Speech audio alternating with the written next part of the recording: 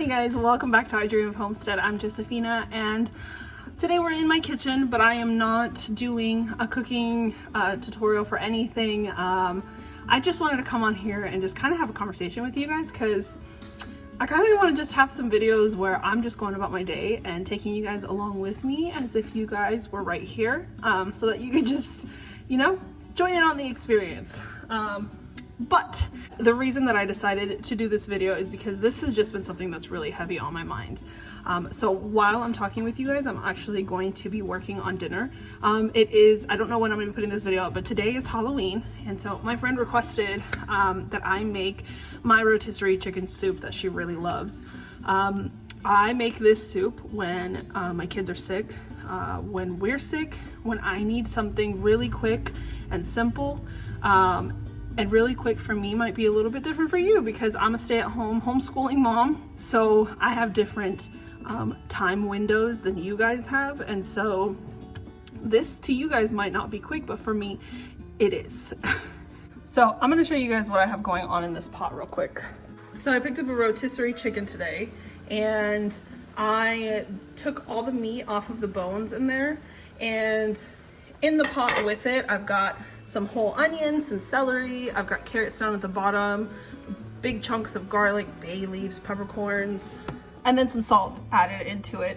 And I've got that in there boiling so that I can make a broth out of it. I do have some stock in the fridge, but when I make rotisserie chicken soup so that I can use up every part of the chicken, I use the bones to make a broth out of it. And then I don't have to either use what's already in my freezer, or if I don't have any more in my freezer, then I don't have to go and purchase cartons of chicken stock. Plus this way, for the most part, obviously I didn't make the chicken, but otherwise I know exactly what's in this stock and I can control the amount of salt and the flavor of it completely. So with this specific chicken, I bought it today, and so because I bought it today and it was still fresh, I didn't throw the whole thing in. When I buy this and I leave it in the fridge, because the chicken then gets cold and it kind of tightens up from being in the fridge, I usually just put the entire chicken into the broth to let it boil. That'll loosen up the meat, and then it's also really flavoring up that broth. So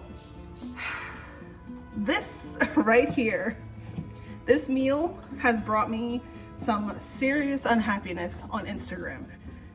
A few weeks ago, my father-in-law was in the hospital, and so they really needed a meal, and so I decided to make them this soup so that when he got home, they would have something. And I made the soup, and I decided I'm just gonna quickly share it on Instagram because my Instagram is not a very big account. My YouTube channel is also not a very big account, but I wanted to share it so that the people who do follow me can just see like a really simple meal that's a soup, considering it is soup season. So I shared it, and as many of you who have been following me for a while know, I forget things a lot when I am recording videos.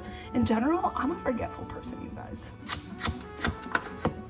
I'm gonna give you guys a view of my hands so that you can see that I am just rough chopping these vegetables. Like I was saying, I'm a forgetful person. I forget to buy things all the time. I forget to do things. Even when I set a million alarms on my phone, that's just what I am. And I don't want to pretend to be something that I'm not in any of my videos or on social media. I'm just not, that's not who I am.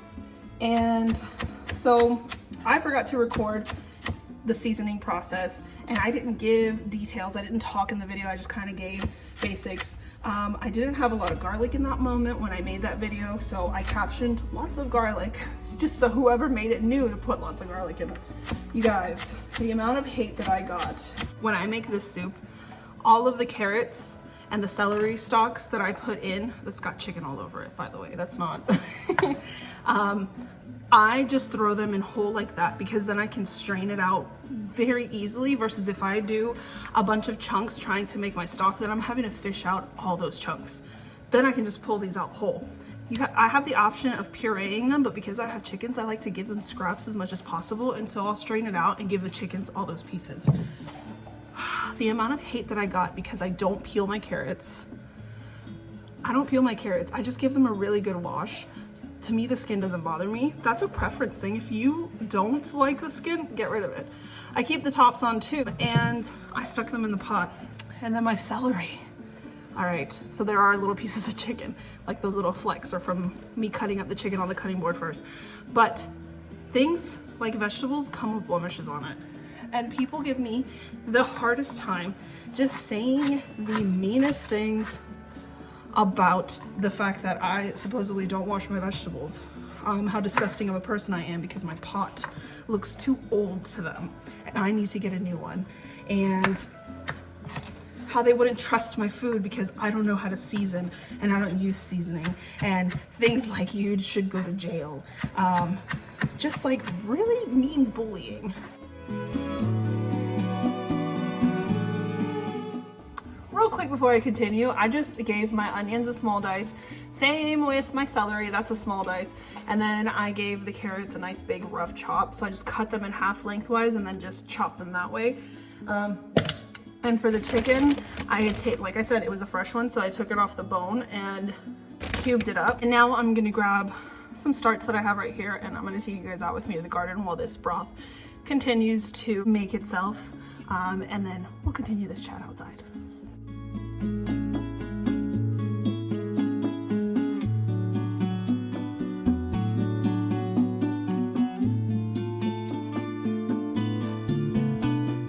Okay, so I've moved on outside. I'm kind of regretting not bringing my hat, but I'm too lazy to go back inside and get it. So here we are. I have some broccoli starts. I already have some over in one of my other beds, and then I have some seeds that have sprouted, but I kind of want to keep like a nice rotation of them going for the fall.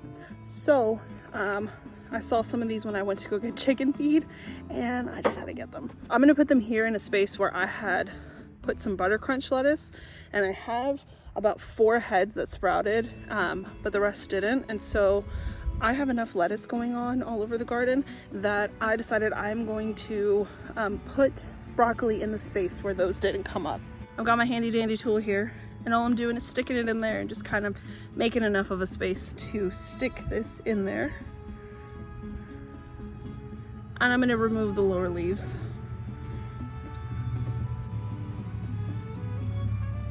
So like I was telling you guys inside, I got so many mean comments. There were a ton of nice people. I mean, at this point, that video's got almost 13,000 likes, and thanks to it suddenly blowing up, I got 2,000 new followers in the past 2 weeks. And having a ton of Instagram followers is not something I ever wanted to achieve. It's not something I was interested in, but if it was happening, then cool. And so like, that's great. More people that I can hopefully attract to my YouTube channel. It just like set me off. You guys already know the struggle I have been going, so you guys saw my last video.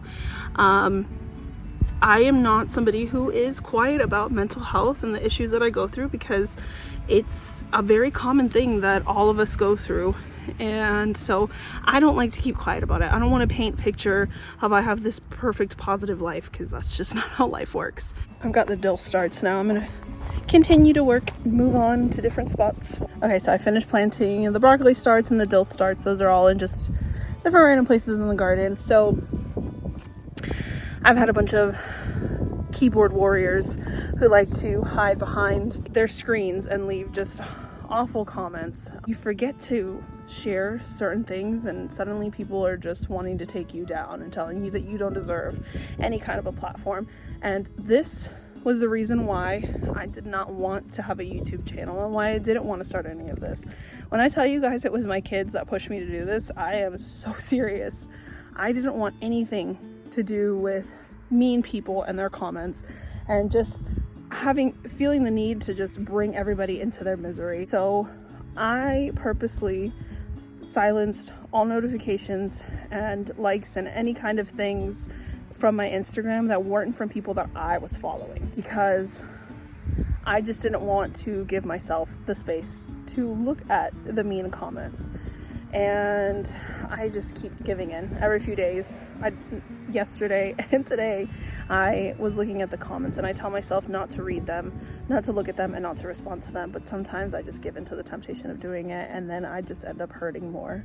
And it just sucks When you put yourself out there for people and you're seen just like the way you're seen in corporate world, where you're just a robot with no feelings, no emotions, no life, and so people take it as an opening to just be completely cruel. And so honestly, it kind of put me in a position of like, screw this, I don't want to make any videos, I don't want to post any kind of content. I am just not okay with receiving this kind of hate. Like, this is exactly what I didn't want. And today, as I'm just going about doing all my errands and my chores around the house, it just made me realize, like, a lot of these people just have a whole lot of hurt.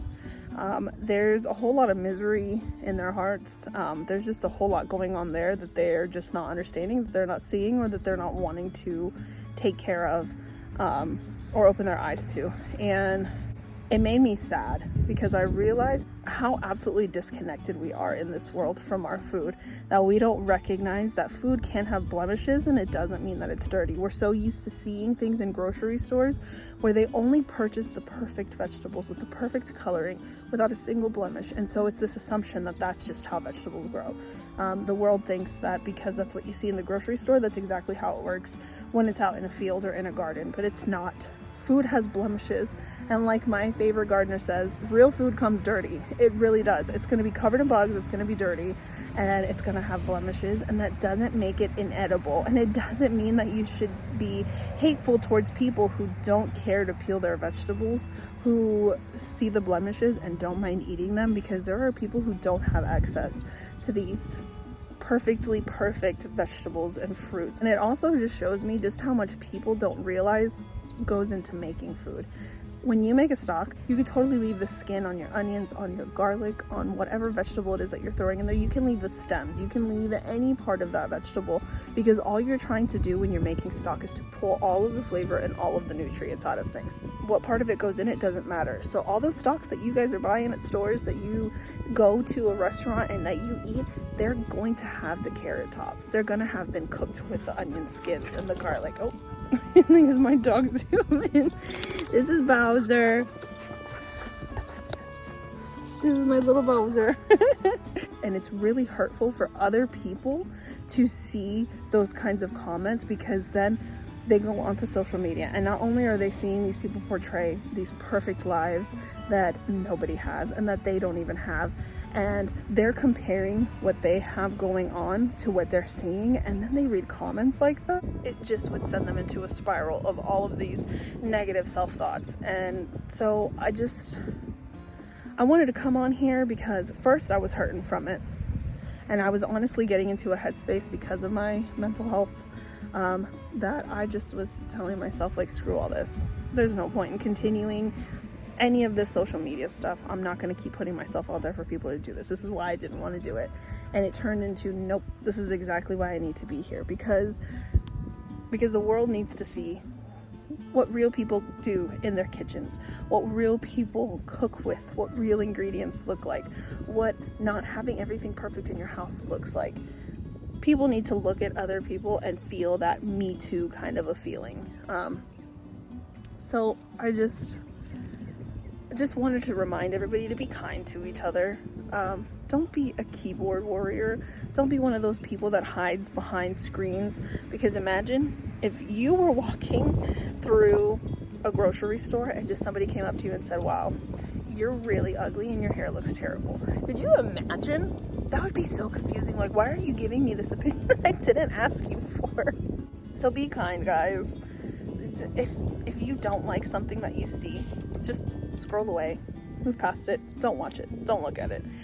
If you see a recipe, take it for the foundation that it has. If there are things about it that you like, use those things and then change it and make it your own. That is what a recipe is. It is somebody taking someone else's work and making it their own, and changing it and tweaking it and adding and taking away.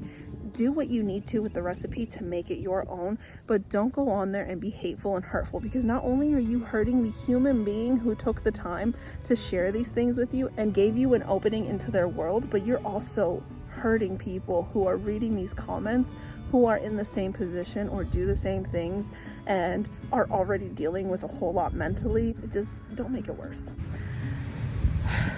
So now I'm gonna go inside and I'm gonna finish up this soup real quick, because it's been about an hour that I've had all those ingredients boiling in there. So I'm gonna show you guys what it looks like. But while I'm here in the garden, I'm going to get the herbs that I usually use for it, which is some lemon thyme, oregano, and I think this time I am going to use some rosemary. I normally don't, but I think this time I will.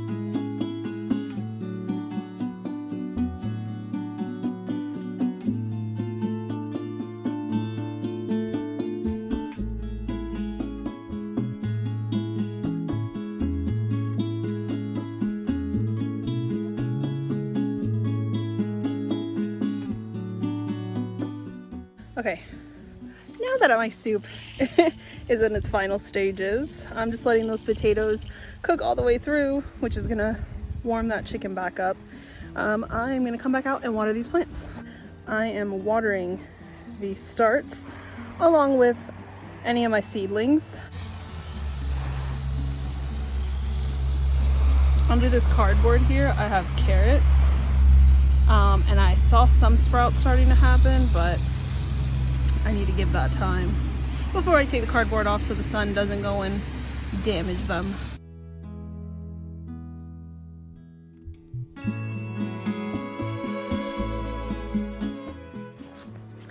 All right, so soup's done, stuff is in the garden, I watered everything, and now I'm gonna go inside and get my kids ready for Halloween so that I can take them trick-or-treating with their besties. Before I sign off, I just wanted to let everybody know who wants chickens. McMurray Hatchery is currently opened up their pre-orders for next spring, so that's happening already. So if you want your baby chicks, you know anybody who speaks Spanish and needs help getting some, head over to McMurray's website. I'll put a link down in the description box for you to be able to easily access them and share that information with anybody. Otherwise, that's it for today's video. I hope you guys enjoyed. If you did, please give it a thumbs up. Please, guys, remember, if you don't like something that you're seeing on social media, if you don't like what somebody posted, whether it's on YouTube, Instagram, Facebook, wherever, you don't have to say anything. Just scroll away, let people do what they're gonna do, and do things your way. I hope you guys are willing to hit that subscribe button and stick around with me for a while on my journey to becoming a homesteader. I'll see you in the next one.